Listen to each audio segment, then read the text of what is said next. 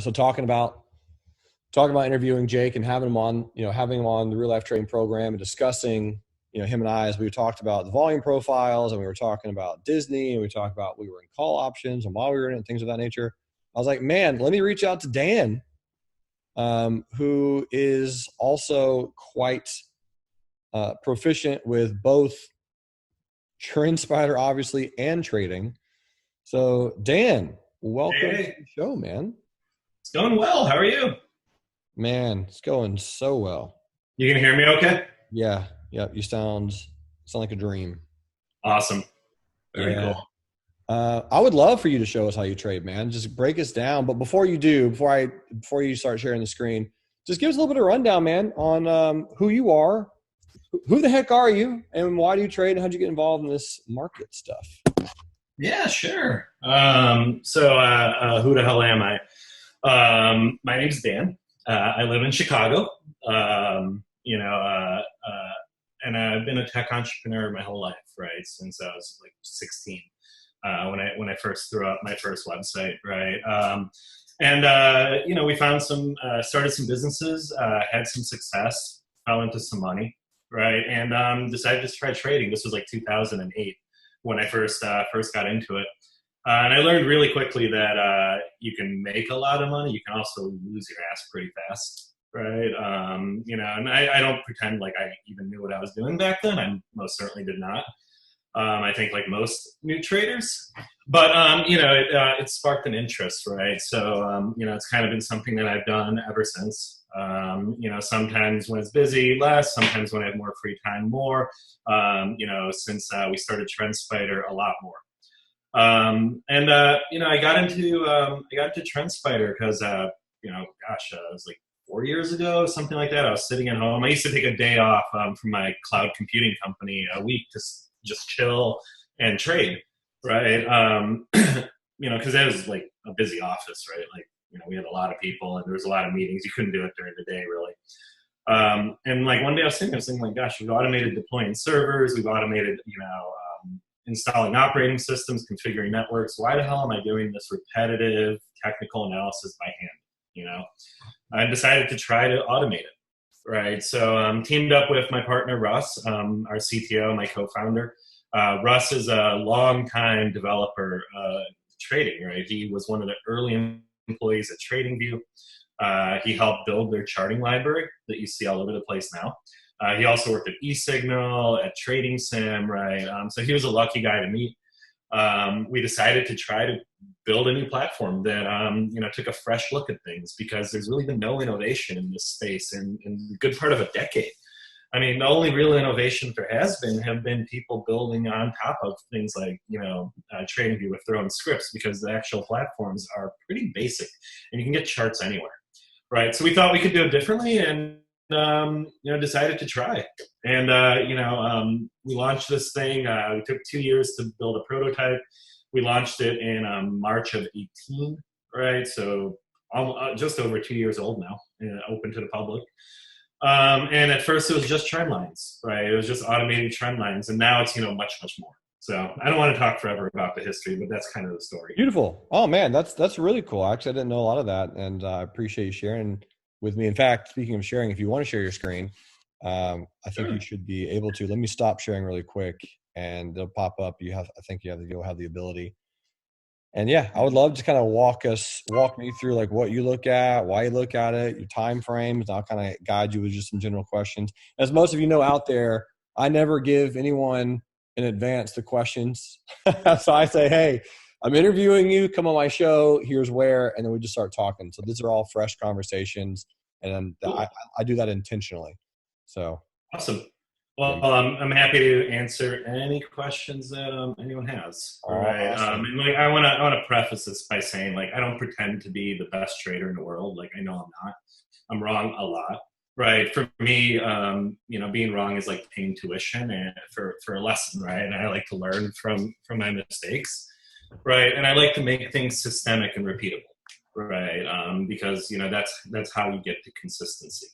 Totally. This is a trade I actually just exited fully today. I got out a little bit yesterday and I got out mostly today, right? But it's a pretty good example of how I trade, right? I look for reversals off downtrends. I look for to be able to draw multiple downtrend lines where they get steeper and steeper, right? And there's more in here that I just don't have drawn, right? But Yeah. like there would be a downtrend here. You'd see that break. I look for divergent lows, right? So you have that here off of RSI, right? Love RSI divergence, man. It's one of my favorite signals. Yeah, I absolutely love divergent lows on RSI. And it's such a simple signal, but a lot of people, I think, miss it. And sometimes it can be very slight, right? So like one of the things I do is, like one of the reasons I got out of this completely is if you go into lower time frames, it's starting to form some divergences right on the highs, right? Another reason I got out is this anchored VWAP, and that's something I use super heavily, right? This blue line is anchored at the IPO, right? This is like a relatively recent tech IPO. They make some survey software or some crap, right? But I love anchoring VWAPs at key points. So I have one here, right, at the IPO, and I also have one here at the kind of next major high before it really kind of started to sell off, right? And I bought this on the break of this second trend line, right? So I first noticed it on the break of this one, and I created some more alerts because I play continuations usually. I don't play the initial breakout. It's too easy to get, sucked back on a retest and kind of smacked out. So I waited for a second line to break. I had an alert on probably this VWAP, honestly. I don't think it was on this line, but it was one of these two. I deleted it since then, right? And if you zoom in here, right, you can see my yellow entry line. It's probably the yellow line because it's below the VWAP a little bit, right? And you can see the trade, right? Sold a lot of it yesterday. I was getting very close to my profit target. Right. This was not the best, RR ratio. It was like 2 to 1, right? It was a 5% loss versus a 13% gain. But I thought it was a really clean trade, and I'm actually thinking of re-entering this, right? If it can get over this VWAP, right? Which is why I have an alert set on it still. If it can get back above that, then I would expect it to pull back to retest again, and I would have another trade here, and it might look something like this, right? I'm not sure exactly. Right, but play it up to the next fib level, basically.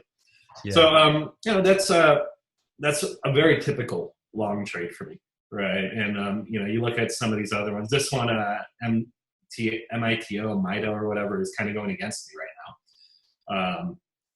But you can see it's a pretty similar pattern, right? You have a divergent low, you have a break of a downtrend, right? You have a break of another downtrend or another line, which was this horizontal level here, that fib level. Right, and then you have kind of my range here, right?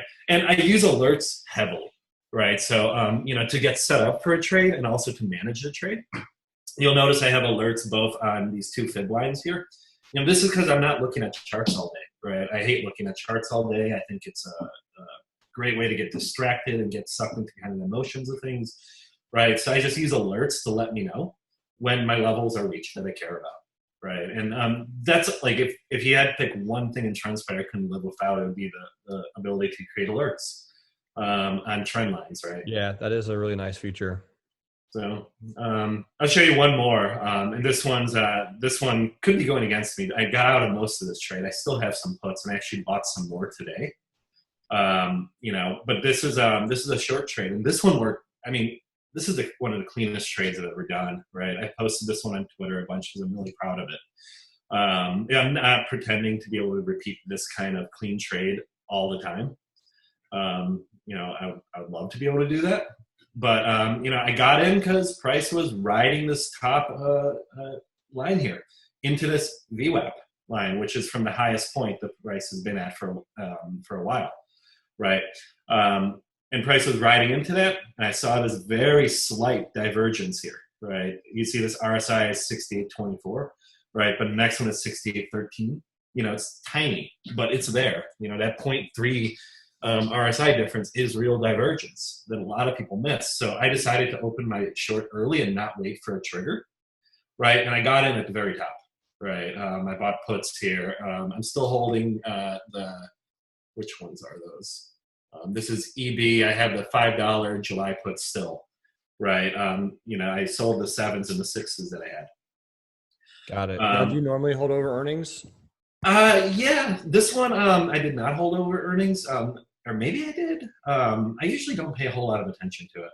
Got it. I mean, it's it's your definitely. input. So like, if it gaps up, you're only going to lose a certain amount anyway. Yep, your premium. And that's I only really play options on the downside, right? Because I hate the idea of shorting, Uh, borrowing shares. I don't usually buy calls. I'll usually buy the actual asset if I think it's going to go up. But that's just because I think it's easier for me to manage, right? Like I know there's more money in options. no, it makes sense. So then I had an alert on this lower line. When that triggered, I added to my position, right? I got a few more contracts, right? And then this actually was luck, right? Like I didn't know, obviously, Eventbrite was going to put out a press release about restructuring and firing people and cost cutting and all kinds of stuff, but that's what caused the sell-off, right? And it was going really good, right? Which is why I didn't dump it completely. I sold most of my positions on the 14th, right? But I kept a little. I thought I was going to keep going. I thought I was actually going to break this trend, break down through this green line. This trend line didn't exist back then, right? But then some analysts came out and upgraded it, right? And I've kept those puts and added today. I added like 2 hours ago or something like that, because I never really like. Some analyst thinks that this is overdone, like whatever. I don't think that's going to hold. And for a healthy down move to occur, you have to at least have some attempt of a retest, right? And here it is retesting the anchored VWAP from the low, right? So it's hanging out right there. Actually, it's just over it right now, but it's been struggling to get over this. So I wouldn't be surprised if it were to, resume its downtrend and actually hit my target and maybe even make new lows. So that's what I'm watching for here. I don't know if it's going to happen, but. So tell us how do you implement your scans or your alerts? Do you do it manually, automatically? How's that go for you?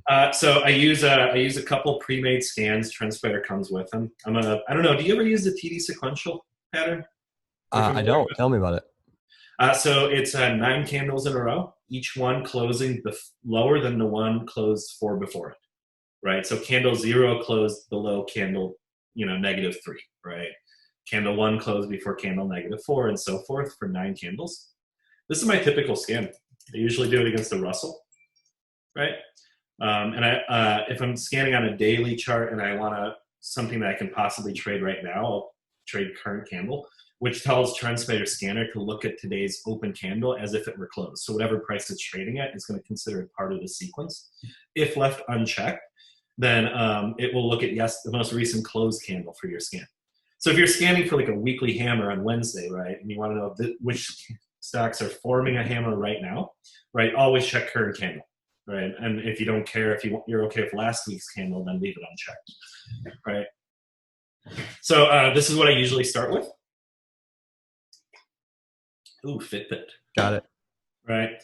And this will find any type of chart where there are 9 candles in a row, each one closing below the one 4 before it.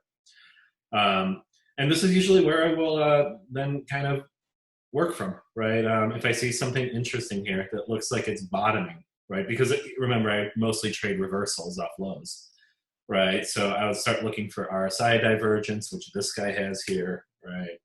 Add that. I have another watch list I use called New Ideas. This is stuff I'm in trades in or thinking about trading, like seriously. This is stuff that I'm watching, very closely and thinking about possibly trading. So if I like something from the scan, I'll pull up this watch list, New Ideas, or just click on it to give it that blue border. And I'll click the favorites button up here to just add it to the watch list really quick, right? Because this is divergence. So, this could maybe be a reversal. I would then want to see what's the downtrend look like. What's the fib look like? I usually do my stuff by hand first, right? And then when I'm done with the scan, right, and I might look at a few others here really quick while I'm doing this, right? But when I'm done with the scan, right, then I'll usually double check my work with auto trends. I use a log scale primarily, which a lot of people don't do, right? Some people use log scales on, like certain time frames. I use it on all time frames. So I don't really use the auto trend line feature too much because it's not log compatible. You get these curved lines, right? Because the lines are actually being drawn on a traditional scale. But I do use it to double check my ideas, right? So I'll usually flip it on and kind of flip through the charts where I've done some work and kind of compare, like, what did I draw versus what the system saw, right? And sometimes it'll find like a non-traditional line, like the one I just selected there, right? This orange line that's interesting and I might want to look at more, so I'll lock it in place, right? but because I use a log scale, I'm going to end up recreating this line, right? Just with the points the system caught for me, because I actually think that's really interesting right there. Yeah. Right? And I would never have caught that, right? Like if I didn't play around with the auto trends, because it looks at it, in a mathematical way that I can't, right? Like I eyeball things in a certain way, right? But this is actually an important level here. I mean, support, support, support, resistance, resistance, finally popped up, right? And now it's support again. So. Got it. Yeah. Got it. So how do you know if a stock is going down too low to like try to take the break, or do you wait for that breakout always and get in the close at the end of the day, or get in through the follow through? So I'll usually buy the break almost blindly, because I've done a lot of my homework already, right? So like I if I get an alert and I see the chart and it's something that looks interesting to me, then I will buy the break. I may not stay in it long. Like Spirit is one that I bought the break, right? Like right basically on open here, right? It was a little bit of a gap up, right? I wrote it and I sold it the next day, right? Somewhere in actually at the bottom of yesterday's range, right? I didn't get an awesome exit on this one at all, right? But I'll usually buy the break blindly and then see what happens. I'll always set an alert, like an emergency stop alert. Like you can see right here, I have this "you are wrong" alert, right? And initially I was thinking of swinging this, which is why I gave it more space. But then I noticed this anchored VWAP up here, and I saw yesterday was pulling back from the 618 level, and I was like, nah, I'm just not going to find out, right? Right. But I know trades like EB where I didn't wait for the break. Like I bought it very close to the top here, the puts. And I was, I knew that I was getting it early, and I had an alert on the anchored VWAP above it, just in case it went against me. Right. I am in long on EB right now, so. Oh, you're long EB? I am. Okay, we're on opposite sides, man. Yeah, because I'm a moron. So. I don't know, man. We'll see. I just like the gap. That's kind of how I'm playing it. I'm a fan of the gap. I like the volume. There might be some bears who are trapped because I know that Eventbrite fundamentally is a little bit weak. I'm more or less just looking for kind of like the pop back up into here. That's really it. Yep. So I got in a little bit yesterday. So I guess we'll just. Yeah, it's possible you'll get it. I mean, maybe up to the 236 line here, like mid nines. Yeah. Right? Yeah, exactly. Not looking for anything massive, but just kind of like a little bit of a scrumptious type of move. But like here, like there's so many awesome looking charts right now. Like this one, like I saw this on the break this morning and I did nothing. Right? Like, I was like, I'll wait for it to break the next fib level, and then my phone rang and like I haven't looked at it in a while, and like it's rocking. But it's a similar setup, right? Like long downtrend, divergence. I really like long divergences. When it goes back a long time. Right, because divergences can last forever, right? Why RSI divergence rather than like MACD or stochastics or something? I mean, I don't know. It's just what I'm used to. I don't think there's a huge difference. Sometimes I'll use like the Fisher transform if I want like a weird different calculation, because Fisher does the math totally differently. But like I found that like if you see divergence on one, like for the most part you see it on all of them. Yeah. Right. Like you're not going to find many indicators that really disagree a lot of the time. Right. I don't really use a lot of indicators, right? Like I use these. I use ADX sometimes for a sense for trend strength, right? I think it's useful. I mostly just look at the white line here, right? Because it's the ADX line that gives you the strength. I look at RSI only for divergence, right? I don't care if it's oversold, overbought, I don't want to look at any of that, just for divergences. And I use volume by price and anchored VWAP, right? This is one of my favorite indicators. I don't use this as much as I probably should, right? But when I do use it, I usually find it really valuable. Nice, man. Very cool. In regards to that particular question, my main question also is like, do you guys have any plans of adding indicators that people can build into trading into TrendSpider, like TradingView? Oh yeah. That's actually a project that's coming up soon. We'll be supporting Python and JavaScript, which are two real programming languages. Right? I had some buddies who were like, "What the hell is Pine?" Pine is, I don't want to disparage it because I think it serves their purpose very well for them, but Pine is a proprietary language. And when you build proprietary languages, you're inherently very limited to the Yeah. functionality it has. So we want to use real languages that have been around for a long time. We'll offer some form of conversion service where if somebody has a Pine script and want to switch to Python, we'll help them, find somebody to do that for them. That's a separate project that we'll get to after we actually get it rolled out, where you could have indicators. And we're also going to have a premium indicator market as well. Nice. But the premium indicator thing will work a little differently, right? It's basically going to be like Spotify, where users don't have to pay for the indicator separately, like they do right now. We'll pay the developer of the indicator on the back end based on how many users use it, and may the best indicators win. Just like, you don't pay Spotify per play of a song, you pay them, a monthly fee, and you can play whatever songs you want. So and we're working on a lot of partnerships with some pretty big indicator developers out there. Like Market God has let the cat out of the bag, so I can mention that one. We'll be bringing in, and there's a lot of other ones that we're talking to people about. Some are not found anywhere else, and they'll all be available in kind of an all-you-can-eat buffet, where you can just add an indicator, nice. And if you happen to keep it in your account on your charts or in your alerts for 5 days straight or something, then the author gets paid a fee for your use of his indicator by us, right? And for you, it's a transparent and frictionless thing. Sure. Well, that's really sick, man. I know that TradingView tried to copy you guys' auto fib levels as a Pine script indicator. Yeah, I saw that. It's also kind of broken. I think people have been complaining it paints the fibs backwards. I think imitation's the best. It's flattery. Yeah. Well, I mean, even in general, like it's just always good to, like you mentioned, the term innovate. I mean, the big question that I receive all the time is why, Jeremy, do you use charting softwares versus just trading through the broker? And the question is, I have worked with the developers and API units at Charles Schwab in the past with Street Smart Edge, and also some API informations and structures on Thinkorswim in the past. They're not traders, right? They are just hired programmers or hired developers out of college that don't know anything about trading. And so they're just developing code that is 3 years old that someone told them to do forever ago on a help ticket, and they're just finally getting around to it. I always like charting softwares because it's like, well, I'm a trader. I have the ability to call that person on the phone and or pay them enough money to say, hey, I want to make this change. We need to upgrade this. We need to change this. We need to flex this. We need to do this. And it gets done, Yeah, man. And as a trader, right?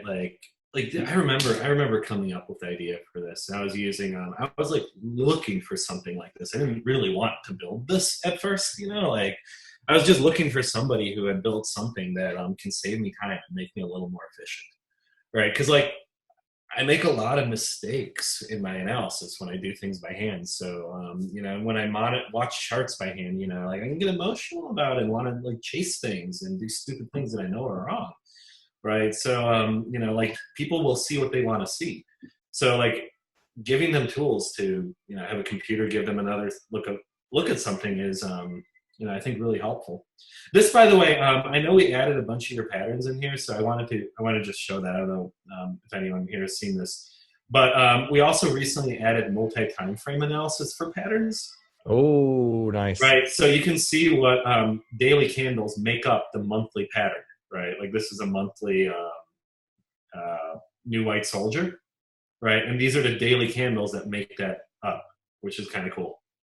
That is sick. Yep, that is very, very sick. And I know you and I are going to have, we're going to have another bigger webinar to help people kind of know that those patterns are existing. But that's, again, when I told you guys, TrendSpider reached out to me and like, hey man, we can start implementing a lot of your custom named candlestick patterns. I was like, really? That's awesome. And so now there's scans for it that's built in. So that's pretty sick.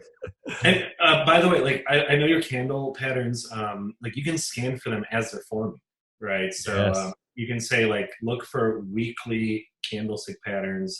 What's a good one? A new white soldier is fine. Oops. A new white soldier, and you can select current candle. right? And we can just search for any weekly chart that's currently forming that right now, which is super cool. I like doing scans for like weekly candlestick patterns, and also there's a lot of charts that are forming this on the weekly chart right now. Yeah.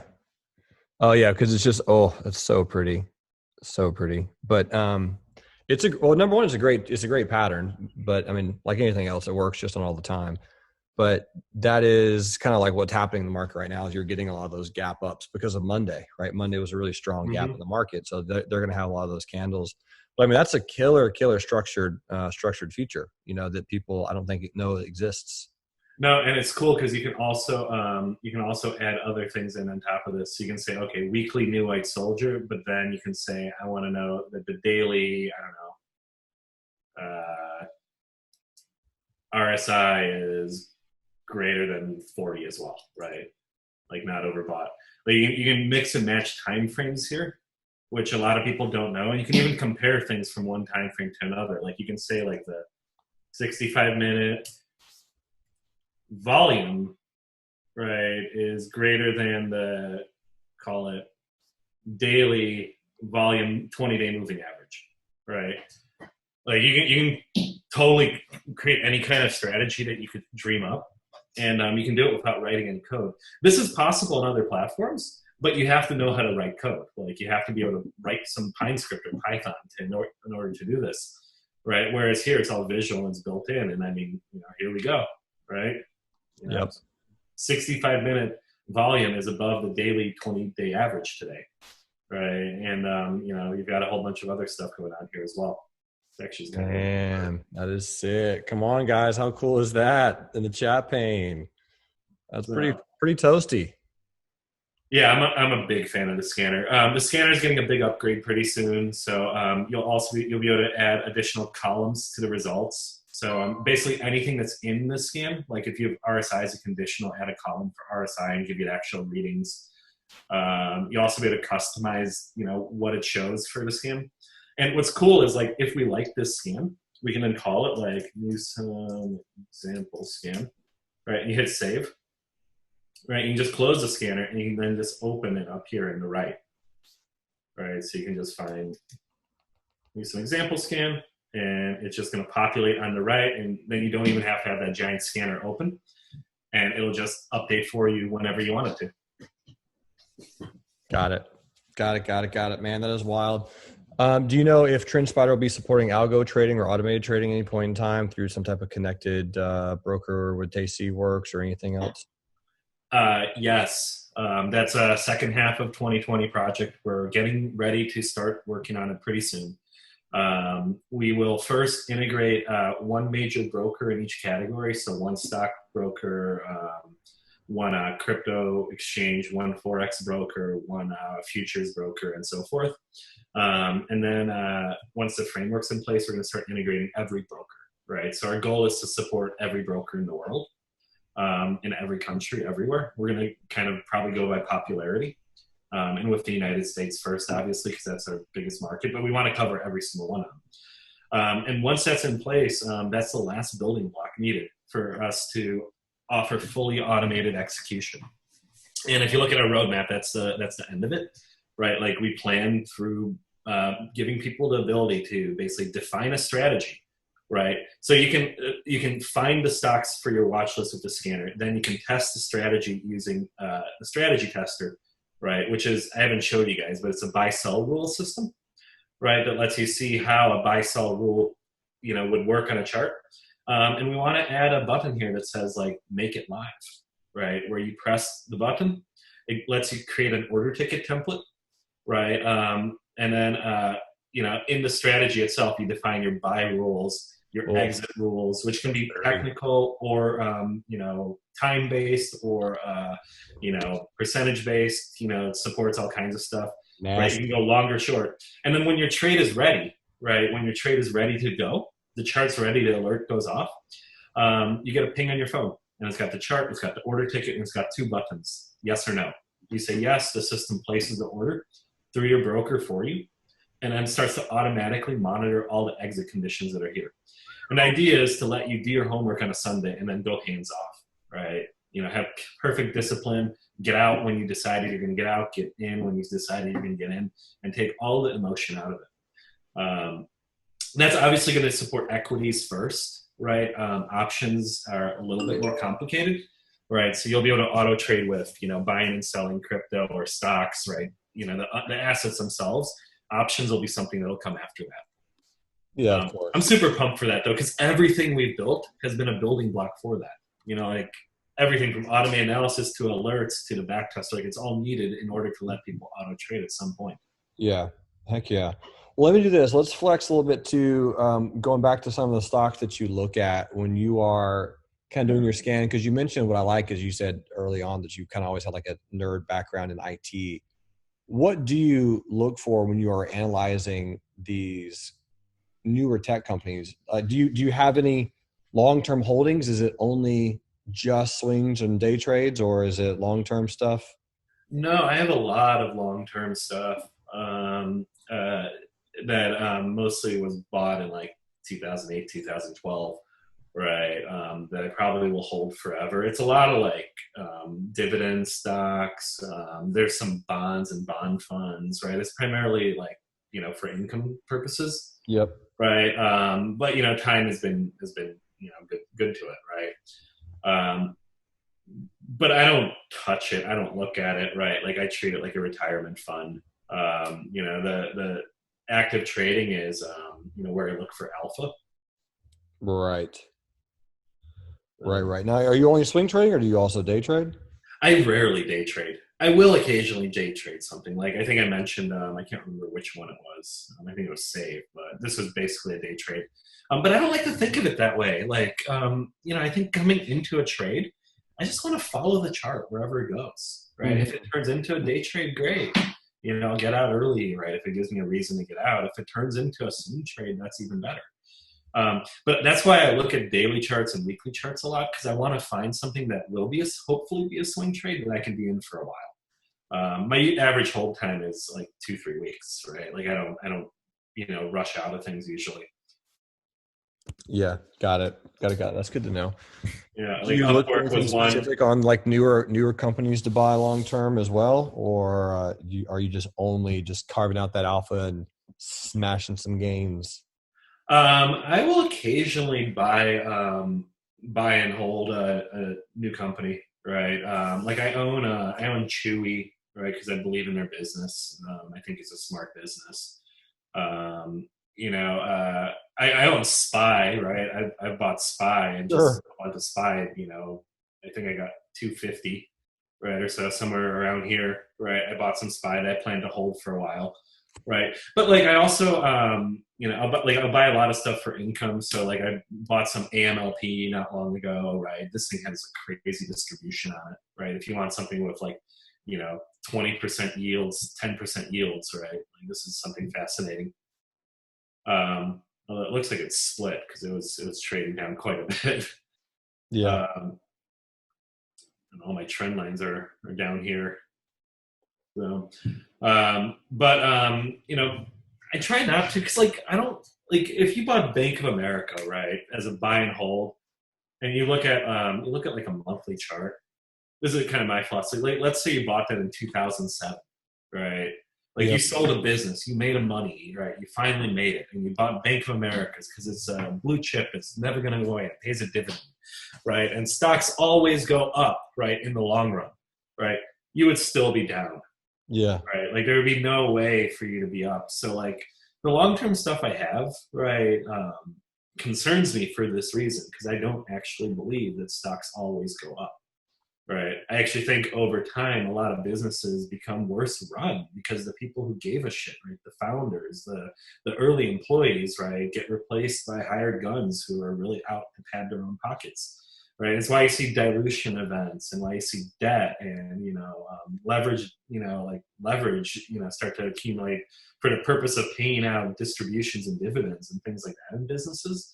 Right. And it's why a lot of great companies have failed, right, or are really struggling, like even in times like these, like Goodyear Tire, right? You expect Goodyear to do well. But this thing has, destroyed shareholder value since 1998. Right? Destroying shareholder value for the yeah, so last like, what's the point of buying and holding things like this when they don't go up? You know, Yep. like maybe over 30 years, but you know what, man, we're looking at 30 years of this chart. Yep. Like, and that's the part that I think a lot of financial advisors, I know a lot of them, man, like they don't get. Like to them, right, you buy and hold and you never sell anything ever. Right. You know, like KFY, right? This is one that I traded. A friend of mine actually pointed the stock out to me. He's a buy and hold guy. He bought and held it. He's still holding it. Right. Like I'm looking at it again. Right. But this was back like in like, I don't know, like December or November, right? Like I traded this like move here, right? You know, I don't remember exactly what the trade was. Right. He bought and held, right? And look, he's been murdered. You know, I'm like, I'm out. Like, I don't care. I forgot about this stock until it came up in a scam the other day, right? Yeah. So, you know, like, yes, I do buy and hold stuff. Yes, I think, you know, you need to. I also buy and hold some crypto, like, just in case I'm wrong and it doesn't go to zero. There you go. Right? There you go. Know, but it's risky. And I would argue, you know, as risky as trading. Yeah. Got it. No, I like your perspective, man. That's why I asked. I just kind of like to hear different people's perspectives and thoughts on. What about you? Do you buy and hold stuff? I do. Yeah, I do. Like one really good trader I know, he bought and he's been holding pets, which I traded this, right? But this is like he was like buying in this thing in like September, right? Yeah. So the thing is, I always preface like I do buy and hold, but there's times to buy and then there's times not to hold.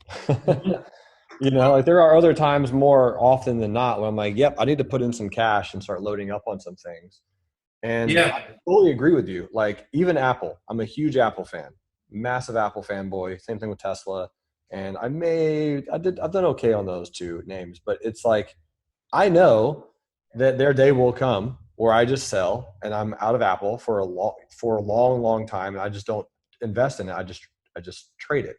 And there will come that time where that'll happen. Yeah. Maybe it's 30 years from now. I don't know. But there will come a time. Now, Google, Facebook, I think their time will be after Apple because Apple's been around longer. And it's just when you start having CEO after CEO after CEO and new visions and new visions and new visions, and everyone just kind of gets it and brands change. In the next 20 years, the companies. Apple's currently being run, I like to say, like in the family, right? Like, yeah. Cook is Jobs' protege, handpicked by the man himself, right? So yes, their day is not going to come, I think, until after Cook, right? Amazon, their day will come after the guy who Jeff Bezos picks to replace him is done, right? Like that's kind of how I think about it. Like 2 generations removed, like your second cousin, right? Well, Google's there. Like I think Eric Schmidt was the CEO after the founders, right? And then they have some other guy running it now, right? Patel, right? So like, you know, I could see like after him, Google starts to, you know, struggle a bit. Possible, yeah, but he's a genius, man. I mean, there's good. There's some really, really good, some good visionaries out there, and I'm excited about it, man. Like I said, I love it, and like I said, there's definitely times, you know, Facebook for me, when it was selling off because of COVID, I didn't get it. It didn't make any sense. I know the whole market was selling off, and I'm like, wait a minute, more people are going to be on Facebook. More people are going to spend time on Facebook and Instagram and their stories and their WhatsApp, and they're going to be messaging back and forth and all that data. People are going to be advertising. I was advertising more on Facebook in March and April. I'm like, if I'm doing it, other businesses are doing it. You guys were probably doing it. So like, yeah, Facebook's going to crush on earnings, snag some. The COVID thing has been very interesting in the trading world, man. Like it's been, I feel like everybody who's wanted to trade finally got a chance to try. Right. Yep. Everybody, you know, staying at home and just has nothing to do, and they're just like, I'm going to try some new hobbies. Which is good. I mean, good and bad because we want to do the absolute best to kind of give them the representation of how it's actually going to be and work, and you know how to protect themselves and their expectations and things like that. But it's really good because it gives people an opportunity to see this incredible career and this incredible opportunity and the struggle, but also the challenge and also the financial rewards that can come with this. Agreed, man. This one's looking interesting. This is a trade I'm in, and I'm a little nervous about it because it looks like it's going to put in a divergent high again. I was kind of hoping that would negate. Now, you talked about this a moment ago. Do you ever sell partials? And if so, how much or how not? Do I ever do what? Sell partials? Oh, like scale in and out. Yep. All the time. I usually scale in, right? And I usually scale out both ways. Got it. Exactly. The Interesting. right So tell me how you scale in. What's that look like? So I'll scale in. I'll usually like open a starter position early. Like this was not a huge position I added on the breakdown, right?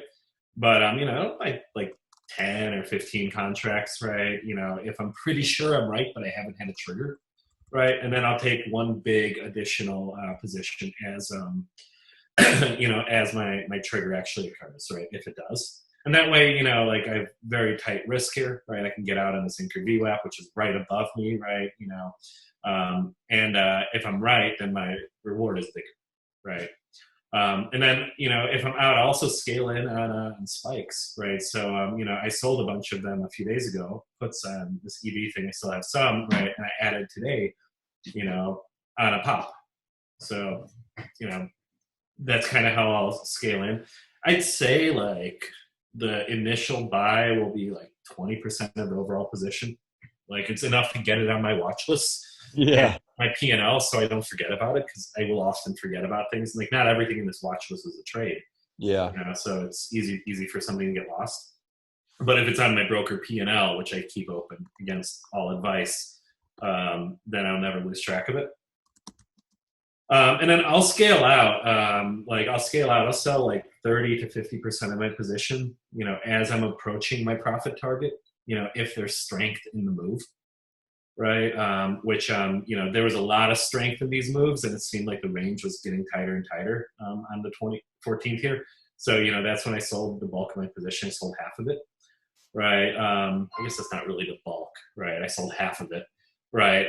And then I held it the next day, and then, kind of got pissed the last few days and added today.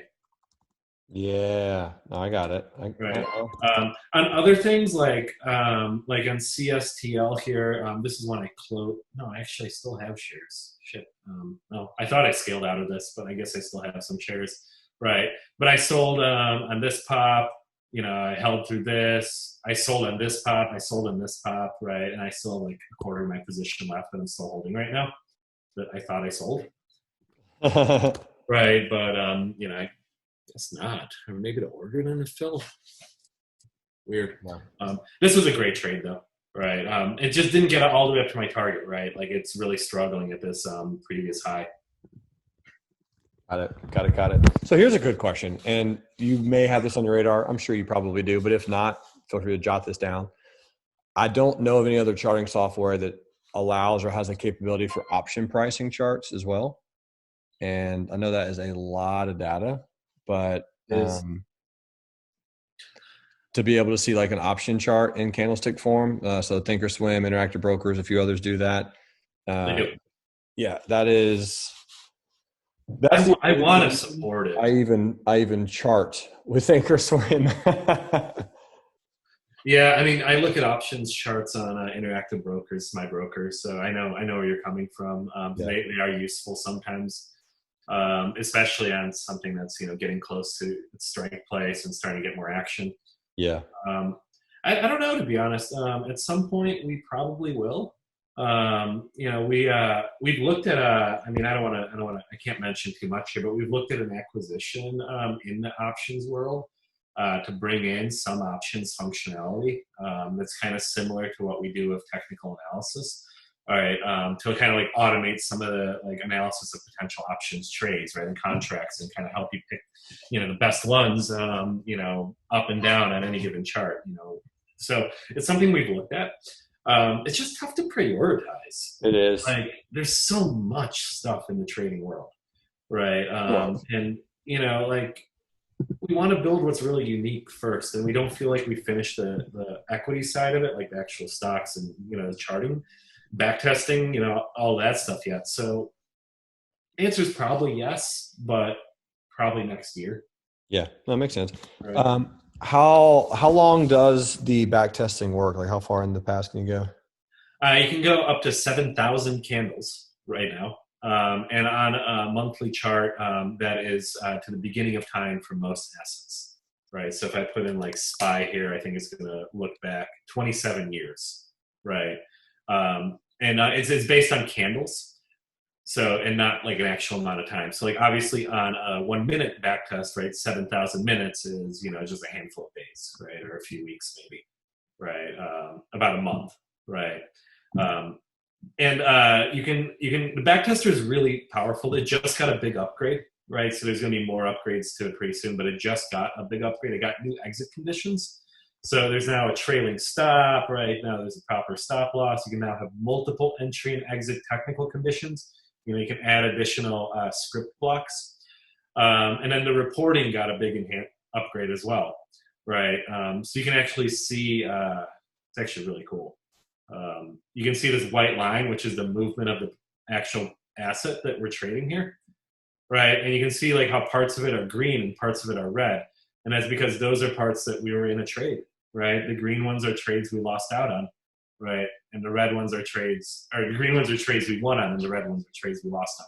So you actually visualize like how you did relative to the actual asset and what parts of its movement you captured, which you couldn't do before, right?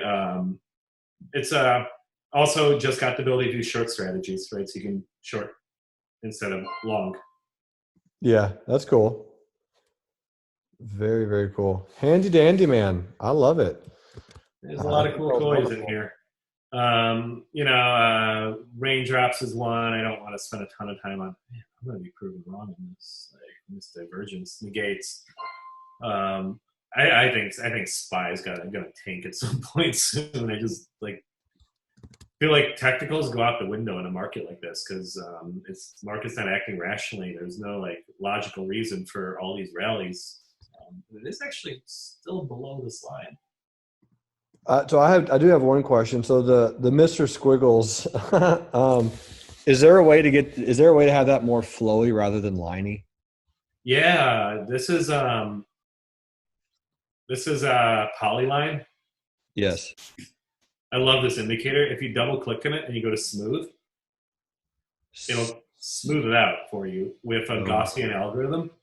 Right, and this is, it'll then remember your preference. So you can do things like, and I remember the hotkey for it, but you can connect this point to this point, to this point, and when you hit enter, it just ends it. Interesting. Okay. Yeah, Polyline is really cool. The other thing that most people don't know about this feature is, check this out, right? So I know you don't do Elliott waves, but let's pretend we do for a minute here. Pretend we believe in that stuff. I'm a big Elliott wave fan, dude. Really? Yeah. Big. Okay. I didn't know that. I don't do them, and I don't really understand them. That's fair. But let's say you do them, right? Well, there's this label section here, right? So you can put in comma-separated format. Oh, shoot. Automatic labels, right? And soon we'll have the ability to have groups, so you can save them and have different groups of them. So you can then, it'll remember that, and you can say, okay, 1, 2, automatic labeling as you go. That is killer. Right. So we try to make things better for actual users. We interviewed a bunch of Elliott Wave people before we were able to, get this right. It's going to get a lot better. You'll be able to right click it and then say, okay, select, A, B, C, D, or 1, 2, 3, 4, or X, Y, Z. You'll have preview sets. And then, you can always have smooth ones if you want. Right. The smooth. Dude, I'm so frustrated. I never right clicked on that line before. There's so many options in here on the right click. There's also the new position tool, which I use a lot, which if you double click or right click, and there's a ton of options in here too. Yeah.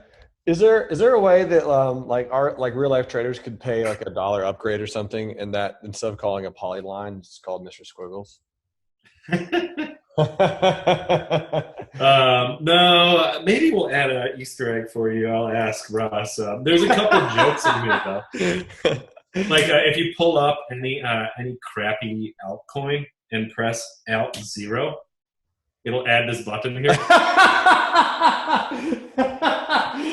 Oh, that's awesome. That is very funny. Yeah, it has this alert that it creates. It's hilarious. That is so. Works I on love any you, crypto. Shark, man. That's how you know you like your job and you have fun with it. And dude, that's so cool. Well, we thought we were really clever when we named it Alt Zero. Yeah, that You know? is. But yeah, man, there's a lot of stuff in here. You know, I hope this has been helpful. I'm happy to show anything else. I know I didn't really touch on a lot of this stuff. Like, Well, there's a lot to high go over, level. man. There's tons to cover, but like I said, my goal really was this to just to introduce a lot more people to you, a lot more people in our community to who you are and what you do and how you trade and what you think and how you think, and also you just happen to use TrendSpider extremely well, and you are you're a phenomenal Yeah, resource out there in the trading community, thank man. you. And you're on Twitter helping people and answering questions and giving people love, so I love it. Thank you, man. No, dude, like I know like there's a certain grain of salt people should take my words with, you know, because I am the founder of this thing and I do work here, right? And so I'm obviously biased. But I can say like with true honesty, like I'm a better trader because of things like alerts. And you know, I hope that TrendSpider helps other people improve their trading too. Yeah, Right. man. You know, we really are trying to build something unique. If anyone has like ideas, like somebody sitting there thinking, like, gosh, I wish I could just automate this. You know, I do this by hand all the time. Please drop me a note. That's the kind of feedback that we live on. Like Jeremy said, hey, can you auto detect my candle patterns? And we're like, I bet you spend a bunch of time on that. And your members do. So yes, anything that anybody wants to like automate, I'd love to hear about it. You know, I can't promise we'll do everything, but we'll definitely look at every idea. Yeah. And you know, try to build the best goddamn charting platform in the world, right, for Boom. everybody. There we go, man. I love it. On that, I'm gonna go out. What's your email? It's the best way to drop you a line. Dan at trendspider.com. Nice and Bang. easy. Easy, ladies and gentlemen. For those of you who are listening, thank you for tuning in. If you're at the trading room for Real Life Trading, it's been a phenomenal Wednesday, spelled with an I. And I appreciate each and every one of you all. And Dan, man, thank you for your time and your energy. Thank you for having me on. It's been a pleasure, and good luck everybody out there. You know, there's a lot of great setups. A lot of great setups. Yep. Thank you, sir. Thank you. Well, team, that's going to wrap it up for me. I'll sign off with a quick video. Thank you all for being here. Thank you for being a part of Real Life Trading. Thank you for enriching lives with all of us. And my friends, I'm out. Have a great rest of your day. I will see you all from 5 to 6 p.m. Eastern for our swing trading room. And then tomorrow I will be here with Dan Jansen in the morning room. And then Friday, Greg Gilbert. We're going to be here and we're changing lives together every single day. You rock. And until next time, love life, live life, and trade it. Bye.